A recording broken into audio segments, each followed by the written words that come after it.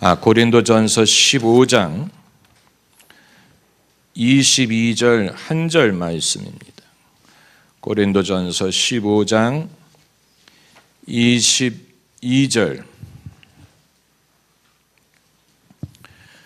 우리 함께 읽겠습니다. 아담 안에서 모든 사람이 죽은 것 같이 그리스도 안에서 모든 사람이 삶을 얻으리라. 아멘. 예수 그리스도는 어떻게 우리의 구원자가 되시는가? 다섯 번째 시간이 되겠습니다.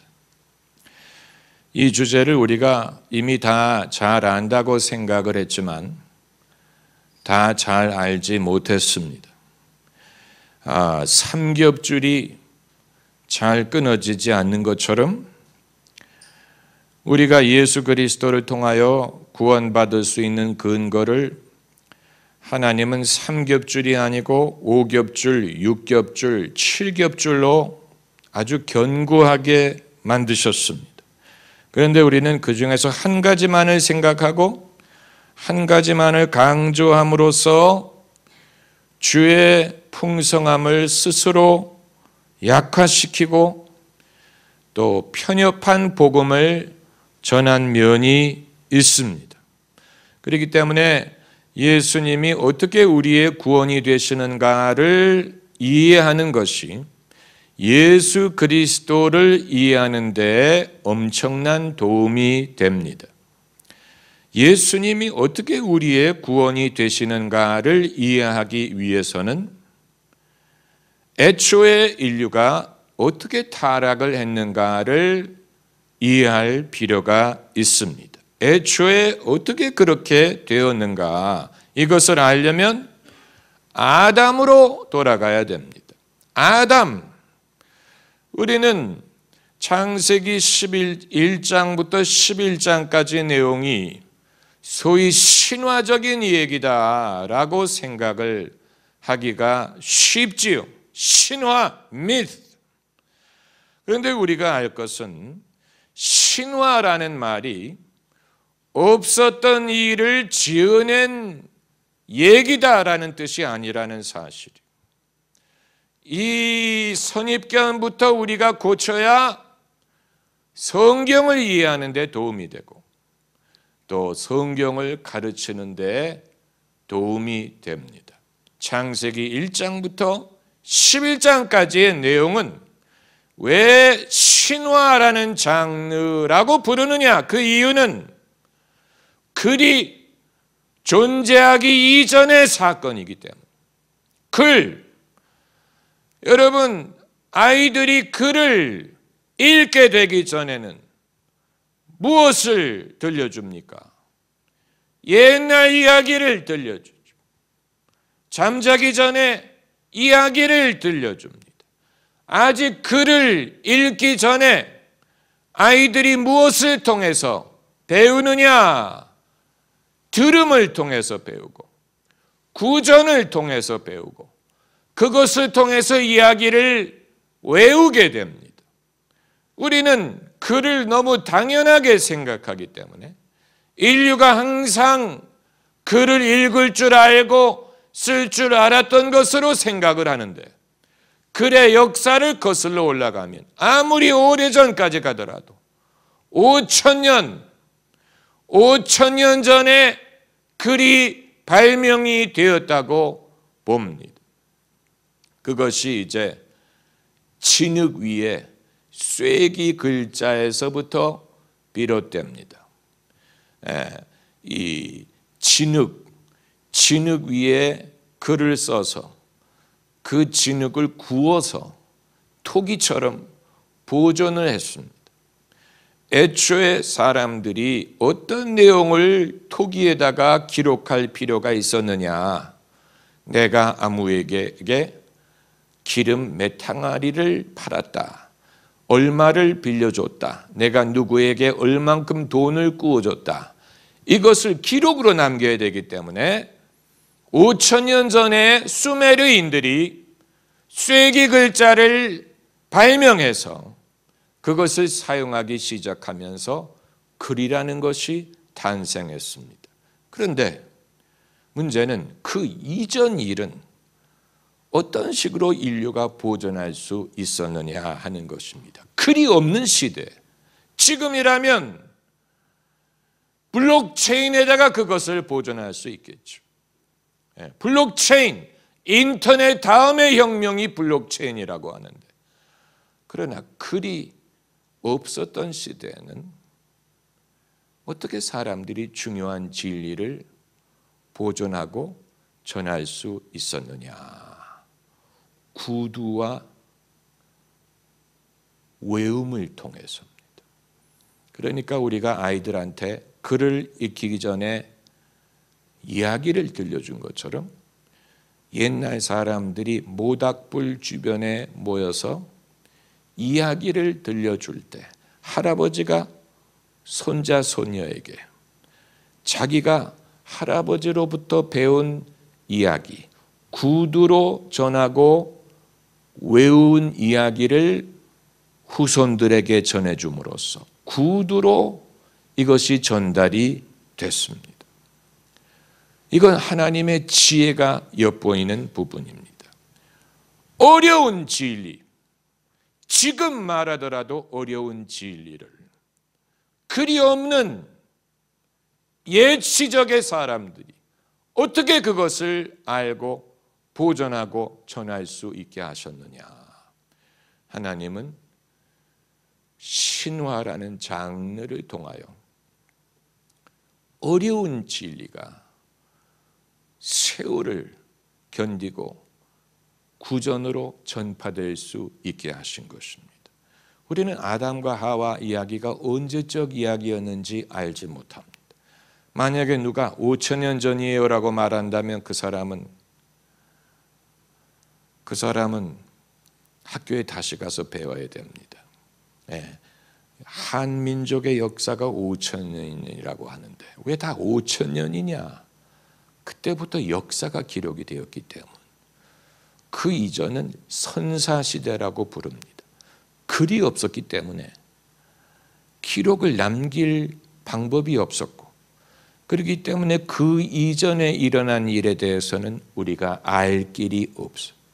기록이 없어요.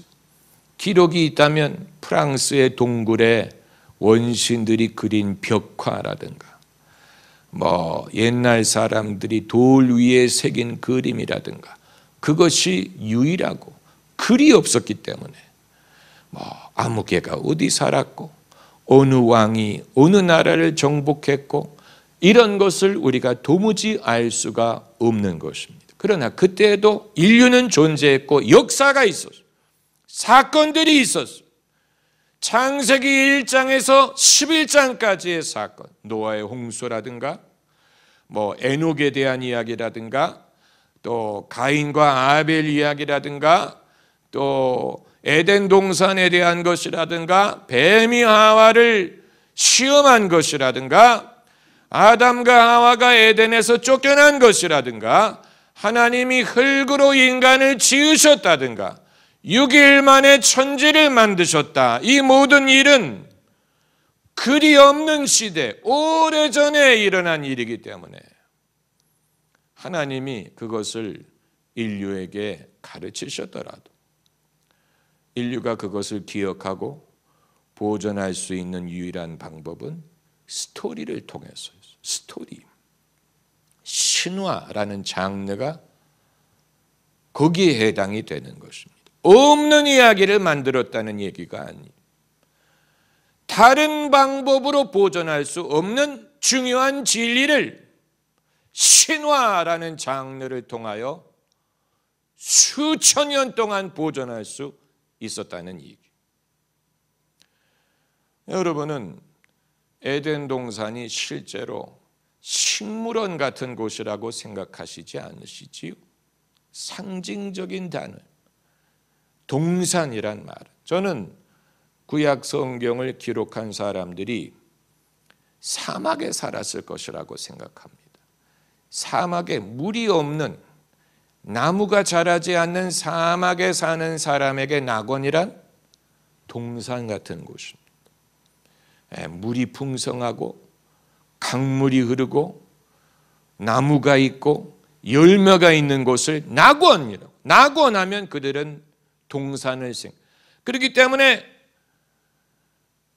에덴 동산이 동산, 가든이라고 부른다는 것은 성경을 기록했을 당시에 사람들이 꿈꾸던 낙원이 가든처럼 생각을 했기 때문이 아닐까. 왜냐하면 한민족처럼 비가 많이 오고 여름이면 눅눅하고 장마가 오는 사람은 낙원을 결코 그런 식으로 그리지 않습니다. 우리가 생각하는 낙원은 오히려 비가 안 오는 1년 내내 햇빛이 쨍쨍 내릴 때는 무슨 마이애미라든가 발리라든가 그런 데를 낙원이라고 생각하지. 우리는 나무가 많고 열매가 있는 그런 것을 낙원이라고 생각하지. 그건 이제 별개의 문제입니다. 성경을 기록한 사람들이 적막한 물이 없는 광야 같은 데서 살았기 때문에 그들은 낙원은 강물이 흐르고 에덴 동산에 4개 강이 있었다라는 말이라든가 무슨 동산에 있는 실과를 다 먹으라라든가. 그런데 아무튼 상징적인, 여러분은 하나님이 6일 만에 천지를 창조하셨다라는 성경 구절이 24시간을 단위로 말하는 것이라고 생각하지 않으시겠죠. 그건 전혀 불필요한 인간의 고집입니다. 그런 식으로 고집하는 사람들이 지금도 있습니다. 성경에서 말하는 첫째 날, 둘째 날, 셋째 날은 24시간을 말하는 거야. 아니면 성경을 믿지 않는 거야. 그런 식으로 말하는 사람은 마음속에 성경에 대한 의심이 있기 때문에 그렇기 때문에 그걸 문자 그대로 믿지 못한다면 성경 자체를 못 믿으리라고 생각하고 염려하기 때문에 고집하는 거예요. 고집하는 것. 그런 식으로 성경을 해석한다면 성경을 어떻게 다 그대로 신뢰할 수 있다는 말이냐? 그게 그들이 되는 이유. 그러나 그건 올바른 이유가 될 수가 없지요. 성경 말씀에 하나님에게는 하루가 1000년 같고 1000년이 하루 같다고 했는데 창세기 1장의 첫째 날, 둘째 날은 그건 하나님이 창조하신 데는 순서가 있고 시기가 있었다는 말을 하는 것이지, 그게 문자 그대로 24시간을 뜻하는 것이라고 고집할 이유가 전혀 없는 것입니다. 상징적인 글이, 신화라는 것은 상징적인 면이 있습니다. 아담이라는 이름도 상징적인 이름이에요. 히브리어로 아담이 뜻하는 것은 첫째는 불다, 둘째는 진흙, 셋째는 인간이란 뜻이에요. 인간이란 말이 히브리어로 아담이에요. 그렇기 때문에 처음 하나님이 창조하신 사람을 아담이라고 부른 것은 흙에서 지었기 때문이고 흙이 붉었기 때문이고 인간이라는 뜻입니다. 인간. 그러니까 아담을 지으셨다는 말은 인간을 지으셨다는 말이고, 그럼 하와는 어떻게 되는데요? 그건 여자한테 물어보세요. 여자까지 신경 쓸 수 없어요. 갈비뼈로 지으셨겠지요. 갈비뼈로 지으셨다는 말은 머리뼈로 지었다가 남자의 머리 역할을 하려고 할 것이고, 발꿈치뼈로 지으셨다가 남자에게 밟힐 것이기 때문에 동등한 관계라는 것을 뜻하기 위하여 갈비뼈를 떼어다가 지으셨으리라는 그런 해석이 있습니다. 그런데 이제 중요한 것은 예수님이 어떻게 우리의 구원이 되시는가를 알려면 아담이 어떤 일을 했느냐를 알 필요가 있습니다. 하나님이 처음 지으신 아담, 그래서 그 아담을 첫 아담이라고 불러요. 그게 바로 고린도전서 15장 45절을 찾아보시면 기록된 바 첫 사람 아담은 산영이 되었다 함과 같이 마지막 아담은 살려주는 영이 되었나니.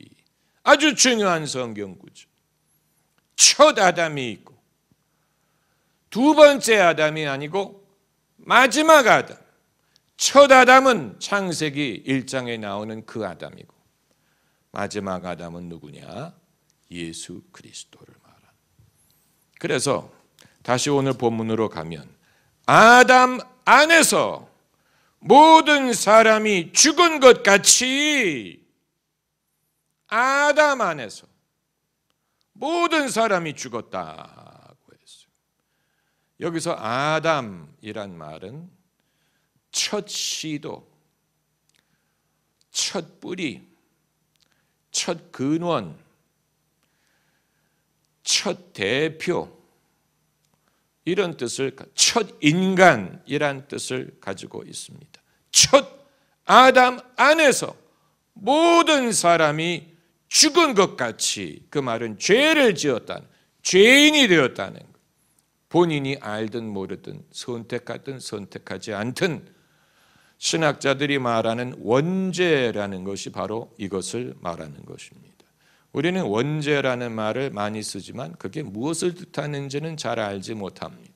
원죄라 함은 아담의 후예가 되므로 자동적으로 전달되는 죄성을 말하는 것입니다. 그게 바로 아담 안에서 모든 사람이 죽었다는 말이에요.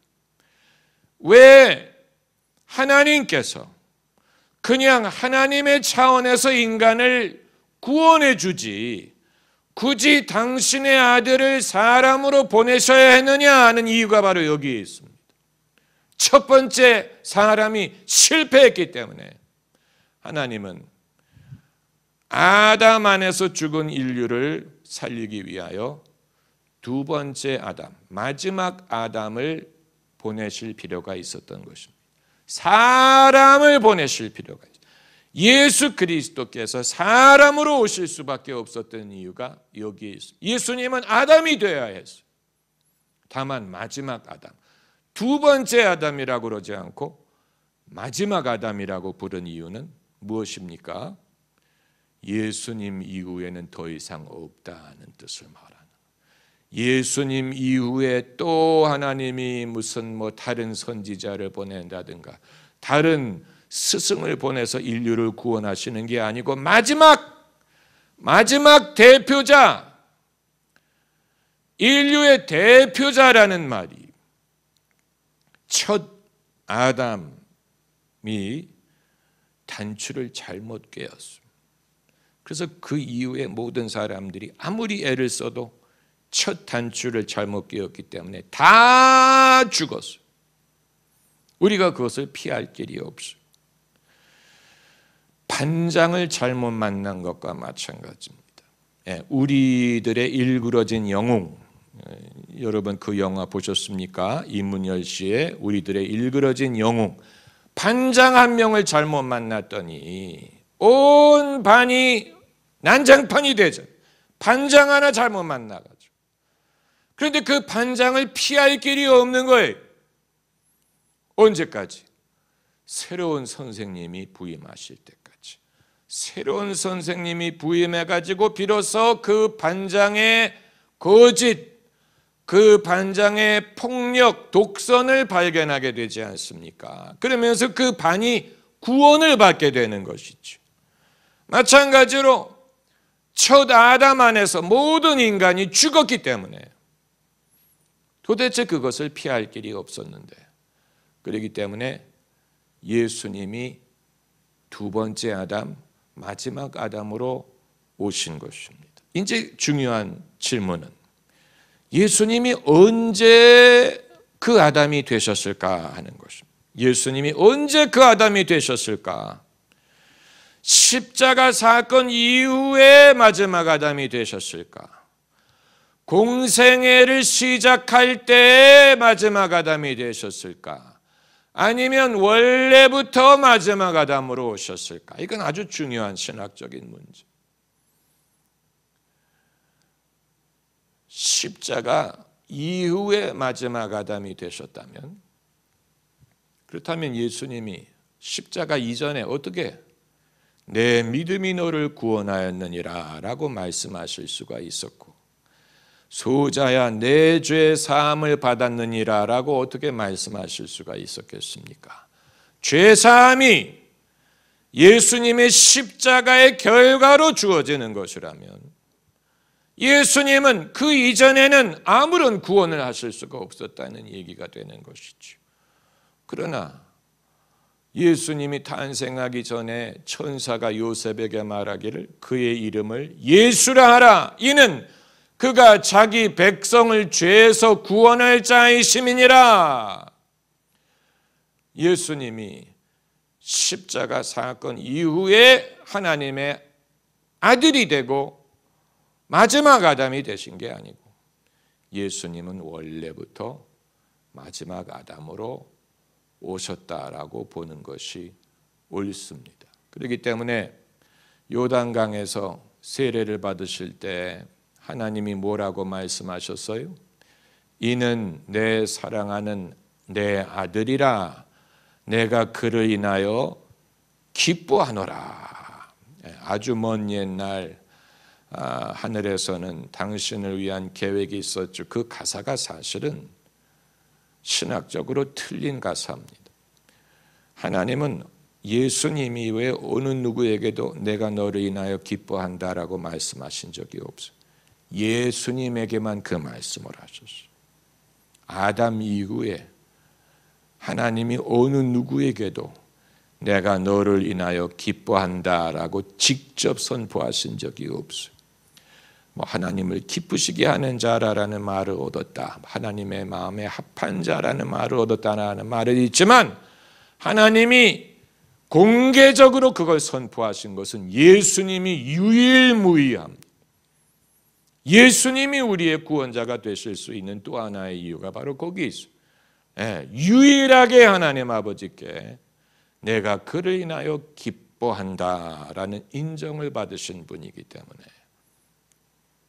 그렇기 때문에 예수님이 어떻게 우리의 구원이 되시느냐, 그 이유가 여러 가지 3겹줄, 4겹줄, 5겹줄, 6겹줄이라고 말씀드렸죠. 그 중에 한 줄이 바로 이것입니다. 그 원리, 근거가 이거예요. 첫 아담 안에서 우리가 죽었는데 예수님이 마지막 아담이 되셔서 예수님 안에서 우리가 생명을 얻게 된 것입니다. 그게 예수님이 우리를 구원하시는 근거 중에 하나예요. 예수님에게 속함으로, 여기에서 중요한 단어는 아담 안에서, 그리스도 안, in Adam, in Christ, 안이란 말이 중요합니다. 안. 그런데 아담에게 속한 것은 우리가 원튼 원하지 않든 자동적으로 이루어졌으니 예수님에게 속한 것도 그렇게 되지 않겠느냐라는 질문을 던질 수 있습니다. 사람들이 태어난 것만으로 자동적으로 첫 아담 안에 속해가지고 죽은 것처럼 이제 예수님이 마지막 아담이 되셨으니 또한 자동적으로 모든 사람이 그 혜택을 누리지 않겠느냐, 이런 질문을 생각하지 않으신다면 여러분은 제 말을 못 이해하신 것입니다. 그런 질문을 해야 정상입니다. 그래서 모든 사람이 구원을 받을 수 있는 건 아닐까? 첫 아담이 통해서 우리가 다 죄인이 됐는데 이제 마지막 아담이 오셨으니 그 혜택이 모든 사람에게 주어지지 않을까? 그러나 그건 아닙니다. 왜 그런지 아세요? 우리가 원튼 원하지 않든 첫 아담 안에 속하기는 했지만, 그러나 우리 모두는 의도적으로 아담을 선택했습니다. 아담의 방법, 아담의 불신, 그의 불순종, 아담의 교만, 이것을 우리가 의도적으로 다 쫓았어요. 그렇기 때문에 예수님이 오신 이후에 그냥 저절로 이제 예수님에게 속하는 게 아니고 적극적으로 예수님에게 속해야 됩니다. 할렐루야. 아주 중요한, 적극적으로. 마치 구조선이 오면 그 배에 옮겨 타야 되는 것과 마찬가지. 저절로 구원받는 게 아니, 구조선이 오면 거기에 타야 돼. 마찬가지로 마지막 아담이 오셨을 때 우리가 첫 아담으로부터 마지막 아담으로 우리의 소속을 적극적으로 바꿔야 됩니다. 그걸 쉬운 용어로 뭐라고 부르는지 아세요? 쉬운 용어로 회개라고 부르는. 그게 회개. 회개란 뜻은 내가 이전에는 첫 아담에게 소속되었는데 이제는 적극적으로 우리의 소속을 예수님께로 옮기는 것을. 소속을 그냥 나 잘못했어요. 그게 아니고 우리의 소속을 예수님께로 옮기는 것을 마치 시민권, 새로운 국적을 만들, 국적을 바꾸는 것처럼. 국적. 제가 캐나다로 이민을 가서 그때는 캐나다에서 영원히 살리라고 생각했기 때문에 온 가족이 캐나다 국적을 취득을 했지요. 1978년에. 그러다가 이후에 한국에 목회를 하러 오게 되면서 캐나다 국적으로는 한국에서 일을 할 수가 없어서 캐나다 국적을 포기하고 한국 국적을 회복했습니다. 지금도 그래서 캐나다에 입국을 할 때 2번이나 검사를 받습니다. 얼마나 불편한지 몰라요. 한 번 통과한 다음에 넌 이쪽으로 가래. 그래서 가면 한 1시간 줄을 서가지고 2번째로 검사를 하는 거예요. 왜 내가 무슨 마약상처럼 얼굴이 비슷한가? 내가 테러리스트 명단에 올라가 있나? 왜 캐나다를 들어갈 때 2번이나 나를 검사할까? 그 이유가 뭔지 아세요? 한때 캐나다 국민이었기, 캐나다 시민이었기 때문에. 거기 기록이 남아있기 때문에 그 사람들이 이상하게 보는 거예요. 그래서 물어봐요. 과거에 캐나다에 살았던 적이 있느냐? 그래서 설명을 해야 돼. 내가 과거에 캐나다 시민이었는데 한국에 가서 일을 하다 보니까 캐나다 국적을 포기하고 한국의 국적을 회복할 수밖에 없었다. 그러면 그때 그러면서 이제 도장을 찍어줘. 아마 그들은 신기하게 생각할 거야. 도대체 누가 캐나다 시민권을 받았다가 포기할까? 저요. 캐나다 시민권이 저에게 해주는 게 별로 없더라고요. 캐나다에 세금을 내는 혜택 외에는 시민권이 돼가지고 받는 혜택이 별로 없었어요. 무슨 뭐 연금을 주는 것도 아니고 무슨 FBI의 보호를 주는 것도 아니고 뭐 CIA가 도와주는 것도 아니고 하나도 혜택이 없더라고요. 국적을 바꾸는 것에 비교합니다. 회개라는 말은 첫 아담에게 속했던 인간, 마지막 아담이신 예수님께 소속을 바꾸는 것입니다. 적극적인 것, 의도적인 것입니다. 그래서 그리스도 안에서 모든 사람이 삶을 얻으리라. 어떤 사람들은 여기 모든이라고 그러지 않았느냐? 처음에도 모든 사람이 죽었다 그랬는데 그리스도 안에서 모든 사람이 살았다고 하지 않았느냐? 만인 구원설 말하는 게 아니냐?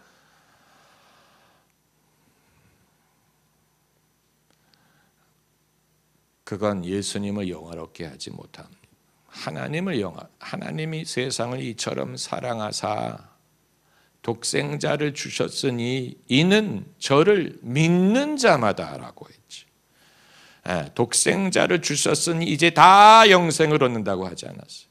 믿는 자마다 영생을 얻게 하려 하심이라. 구원은 어디서 옵니까? 보좌에 앉으신 하나님과 어린 양께 있도다. 할렐루야. 구원하심이 보좌에 앉으신 이와 어린 양께 있습니다. 그 어린 양이 사람으로 오셔서, 아담이란 말은 사람으로, 예수님이 사람으로 오셨어야 되는 이유가 거기에 있고, 그냥 하나님이 하늘에서 우리를 구원할 수 없었어요. 사람이 있었어요. 네, 첫 아담이 실패했기 때문에 마지막 아담을 통하여 인류가 구원을 얻습니다. 할렐루야. 기도하십시다.